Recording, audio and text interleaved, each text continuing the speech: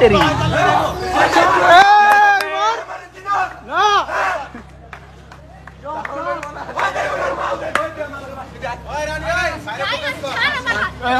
Miss chocolate double timing করে ধরা খাইছে।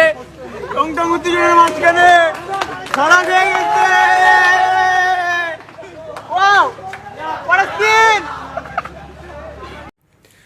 আসলে এদের কি কোনো ভাবমা নাই?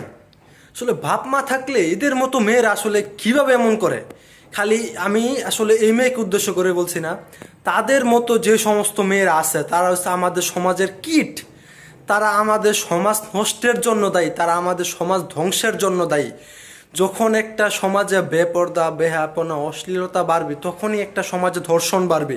আর একটা ধর্ষণের পিছনে একটা মেয়ের 99% দোষ থাকে। একটা মেয়ের থাকে 99% দোষ। একটা মেয়ে যখন অশ্লীলভাবে খোলামেলা পোশাকে একটা ছেলেকে আকর্ষণ করবে, তখন হয়তো ধর্ষণ বাড়বে। এটা তো খুবই সিম্পল ব্যাপার, তো খুবই স্বাভাবিক ব্যাপার। আসলে এই সমস্ত মেয়েরা কিন্তু আমাদের সমাজটা, আমাদের যুব সমাজটা সব দিক দিয়ে নষ্ট করে দিতেছে। আসলে তারা, আমি আসলে তাদেরও দোষ আছে, তাদের বাপ মারও দোষ আছে। আসলে তাদের বাপ মা কীভাবে একটা মেয়ে নগ্নভাবে সমাজে চলাফেরা করছে, একটা নগ্নভাবে একটা ছেলেকে উস্কাইতেছে, তারা কিভাবে সাপোর্ট করে তাদের মেয়েদের?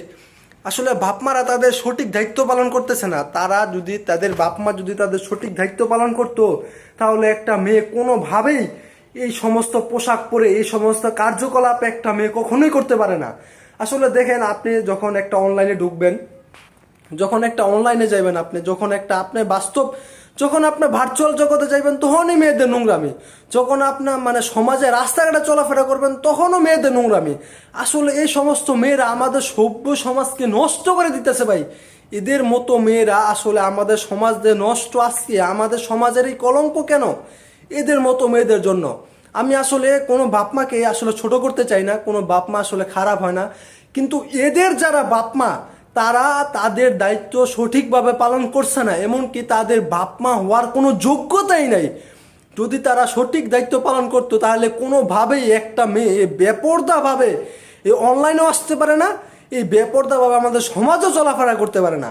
আসলে তারাই দায়ী, এই বাপমা তারাও দায়ী এই সমস্ত আজকে এই সমাজে এই নষ্টামি, এই নোংরামির জন্য তারা দায়ী। এই যে একটা ভিডিও দেখছেন না, এমন খালি এইসব মেয়ে না, এমন হাজার হাজার মেয়ে আছে, শয়ে শয়ে মেয়ে আছে